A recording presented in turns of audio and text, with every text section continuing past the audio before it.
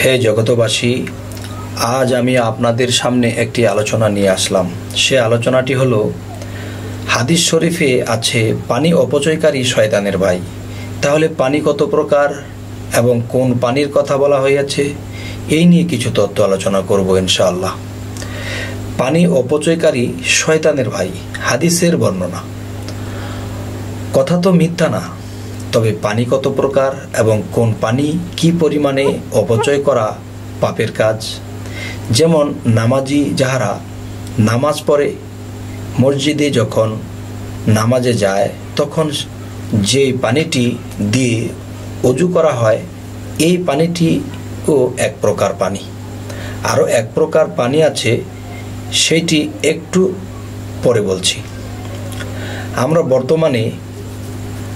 বর্তমান যে পানি দিয়ে অজু করি, অজুখানায় যাইয়া অজু করতে যাইয়া পানির কলটি ছাড়িলে অর্ধেক পানি আমার অজুর কাজে লাগে আর অর্ধেক পানি তোমার আমার কাজে লাগে না, বাহিরে পড়ে যাচ্ছে।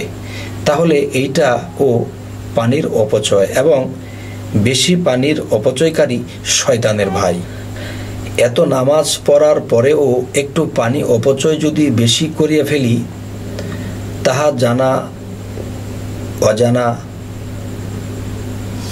আবার বলছি, এত নামাজ পড়ার পরেও একটু পানি অপচয় যদি বেশি করিয়া ফেলি, তাহা জানা অজানা ভুলেও তো হইতে পারে। এই জন্য শয়তানের ভাই হইতে হবে। এই পানির এতই মূল্য। পৃথিবীতে এত হাদিস, এর মধ্যে একটা হাদিসও কি এই কথাগুলি ভেঙ্গে বলে দিতে পারল না? মানুষদেরকে বোকা বানাইয়া রাখা হইল না। এর ব্যাদ কি তাহারা নিজেও জানে না। জানিলে কেন ভেঙ্গে দিল না? আর না হয় জানে না, নাই যদি জানে, হাদিস লিখনেওয়ালা কি করে হইল? বকিয়া দিলাম আইনের গতিতে, আমাকে আল্লাহ মাফ করুন। সাথে পাঠক ভাই ও বোনেরা এবং হাদিস গ্রন্থ লেখকদের রুহানিয়ার কাছেও আমি ক্ষমা প্রার্থী। এখন আসি মূলত কোন পানি অপচয় করিলে শয়তানের ভাই হইতে হবে। সেই পানি মানুষের মধ্যে রক্তের সাথে মিশিয়া আছে। ওই পানি মানুষ জবাই করিলেও পাওয়া যায় না, কাটিলেও পাওয়া যায় না, টুকরা টুকরা করিলেও পাওয়া যায় না। সেই পানি দ্বারা আপনার আমার জন্ম হইয়াছিল। এই পানি যিনি আইনের বাহিরে খরচ করিবে, তিনি শয়তানের ভাই হবে। এই পানিটির অনেক মূল্য। এই পানিতে কোটি কোটি জীবন থাকে। এই কোটি কোটি জীবন থেকে দুই একটা জীবন মানুষ হইয়া আসে এবং বাদবাকি অন্যথায় চলিয়া যায়। তাহলে আমার ও তোমার দ্বারাই তো এই জীবনগুলো ক্ষতি করিতেছি। তাহলে তো শয়তানের ভাই হইতেই হবে। হে আল্লাহ, জেনে গেছি, এখন আইনের বাহিরে খরচ করিব না। তাহলে সে আইনটি কি? আইনটি হলো আল্লাহর আইনে বছরে একবার, নবীর আইনে মাসে একবার। কেননা নবীজি আল্লাহর কাছে বলিলেন, হে আল্লাহ, আমার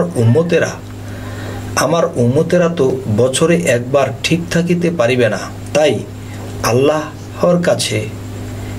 আল্লাহর কাছে নবীজি উম্মতের জন্য চাহিয়া নিলেন। এবং এই পৃথিবীতে এখন আর নবী আসিবে না। এখন নতুন দম্পত্য যাহারা আছেন, তাহাদের জন্য পীর মুর্শিদ আছেন। তাহারা ভক্তদের অবস্থা বুঝে একটি টাইম নির্ধারণ করিয়া দিবেন। কেননা পীর মুর্শিদ খোদা না ভাবিও জুদা, তবে এক সুতায় বাঁধা। যেমন নবী রাসূল যখন ছিলেন তখন কি বলেছেন নবীজি? আমাকে দিয়ে নবুয়ত খতম হয়ে গেল, আমার পরে আর কোনো নবীজি আসবে না। তাহলে এর পরে থাকবে কারা? যারা অলি আউলিয়ারা, পীর মুর্শিদ থাকবে। তখন তাদের হাতই আমি রাসূলের হাত হবে, আর রাসূলের হাতই আল্লাহর হাত হবে।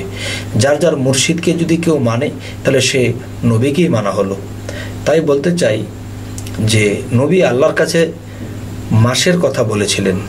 এখন দেখা যায় যারা সাধনা করে আল্লাহর পথে সাধনা করে আল্লাহকে পাইতে চায় তারা আরও চেষ্টা করে দীর্ঘ সময় করে, কিন্তু দেখা যায় যে সাধনা করে এ থেকে বিরত থাকা সম্ভব হয়, আর সাধনা না করলে বিরত থাকা অসম্ভব হয়। ভালো ভালো খাবার দাবার যখন মানুষ খাদ্য খাবার খাবে তখন এর উৎপত্তি হবে, তখন তার টাইম নির্ধারণ করে থাকতে পারবে না। এই জন্যই বলা হয়েছে যে আমরা যখন সাধনের দেশে থাকব, আল্লাহর আমলের দিকে থাকব, তখন আমাদের খাবার দাবার যখন আমরা বেঁচে চলব এবং নিরামিষ খাদ্যটা একটু বেশি খাবো, তখন দেখা যায় আমাদের জীবনটা সুন্দর দিকে যাবে, চরিত্র ঠিক হবে, জ্ঞানে স্থিরতা আসবে, তখন আল্লাহর দিকে আমরা অগ্রসর হইতে পারবো। তাই আজকের যে কথার মূল বিষয় যে অতিরিক্ত পানি অপচয়কারী শয়তানের ভাই।